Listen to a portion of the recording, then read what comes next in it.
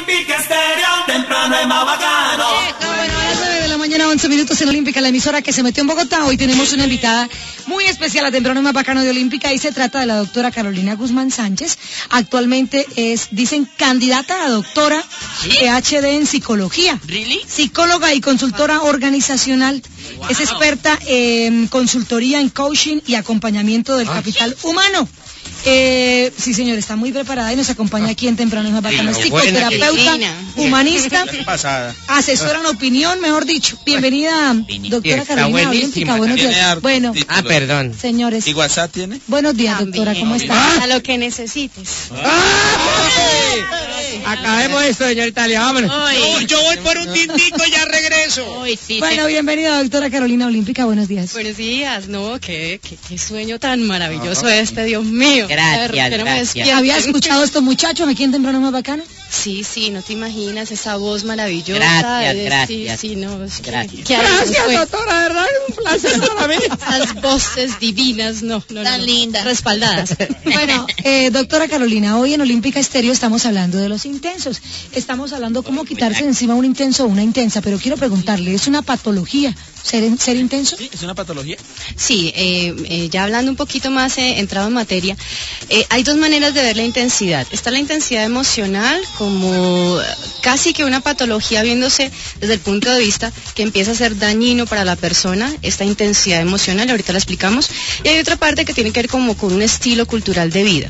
Ya la intensidad, viendo desde el punto de vista del joven preparado, universitario, que quiere tener la vida ya, ahora, sin descanso, que empieza a tener conductas de pronto un poco obsesivas. Estamos hablando de un estilo de vida que puede convertirse, si se sale de control, en una patología. Ya por la otra parte, mirándolo como una patología, a veces las personas que tienen un trastorno, sea trastorno obsesivo compulsivo, sea en algunas situaciones de vez en cuando se le ha destacado a los maníaco-depresivos, a los bipolares, a veces con conductas de intensidad. Que requieren, por supuesto, acompañamiento psicológico, acompañamiento psiquiátrico. ¿Cómo se connota o cómo se empieza a evidenciar una conducta intensa? ¿Cómo? A ver, la persona empieza a manifestar una serie de rituales obsesivos en su conducta. Por ejemplo, me llama la atención una persona, no la conozco, pero necesito conocerla, entonces empiezo a buscar la manera de comunicarme telefónicamente, por mail, de alguna manera busco encerrarla, acorralarla. De esa manera empiezo a ser un poco como persecutorio frente a esa persona y ya empiezo a evidenciar que yo puedo tener una conducta de intensidad emocional, por decirlo de alguna manera. Bueno, doctora, hablemos ahora, por ejemplo, el caso que estamos viendo aquí y que se está destapando en Colombia acerca de los asesinos en serie. ¿Cuál es como la evaluación psicológica que se le hace a ellos? Uy, sí, que ha sido un tema de los últimos días muy duros, últimamente, ¿no? Están saliendo a flote, uno creía que únicamente en Estados Unidos o en Europa, y resulta que en Colombia también. Bueno, un poquito el tema de los asesinos en serie también tiene que ser como un reducto social, es decir, cuando estamos hablando de que empiezan a presentarse ese tipo de patologías, por supuesto, hay que hacer todo un historial de tema psicológico, un historial familiar, todo lo que tiene que ver con un recorrido de la persona como tal. El tema de los asesinos en serie, no sé si venga a la pregunta de conductas intensas, yo creería que es acerca de otro tipo de patología, sí, podría hacerse. Pero, pues, ¿qué podemos contar de los asesinos en serie? Es que muchas cosas, yo realmente no sé cómo se identifica un asesino en serie, no, pues a ver, tiene la mirada que tiene al lado, por ejemplo. A ver. Mira como un taco. No, pero yo a él no lo veo como un asesino en serie, no, lo veo como que está un poquito deseoso de otra cosa. Me boletearon por una mirada de taco mayor, mirada de abusador de Transmilenio. ¡Se metió!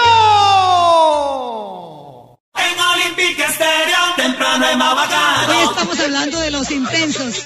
Aquí en Olímpica Estéreo, la emisora que se metió en Bogotá, estamos hablando de los intensos y para eso, bueno, traemos una psicóloga especializada en varios temas, pero hoy le queríamos preguntar sobre los intensos. Doctora. La pregunta del oyente, ¿cómo fue? Está diciendo la pregunta del oyente que cómo debe proceder uno, sea cual sea la situación, delante de un intenso, que esté con la intensidad.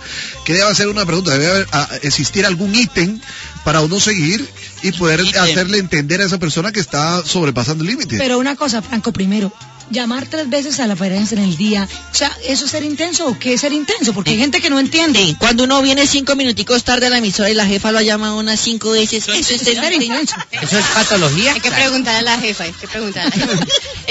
No, quiero saber Cuando estamos calificando a una persona de intensa es porque a mí, que yo no soy el intenso, sino el afectado, directamente afectado o afectada, me está dañando mi integridad personal, ¿sí? Hay personas que de pronto deciden, mujeres, por ejemplo, que deciden, no, si me llama 100 veces, entonces ahí sí le digo que sí.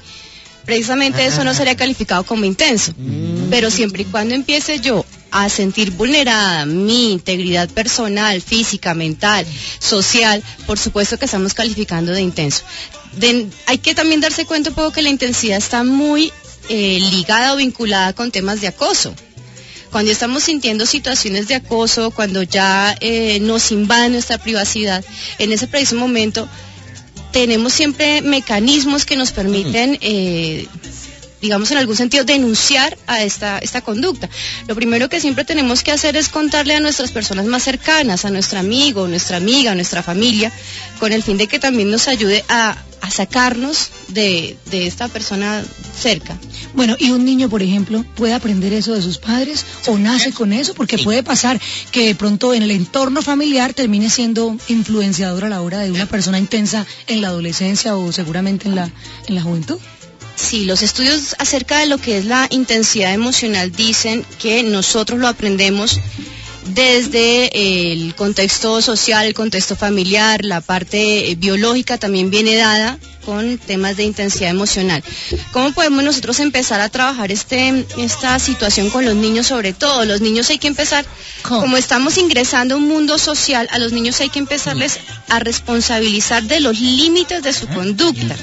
Es decir, contándoles un poquito, mira, de pronto aquí se te pasó la mano, de pronto aquí ser un poquito más cuidadoso, enseñando ese tipo de conductas, y también los papás que se dan cuenta de la intensidad, un poco como que empezar a trabajarlo, ¿no? Porque hay personas que tampoco se dan cuenta de que son intensos.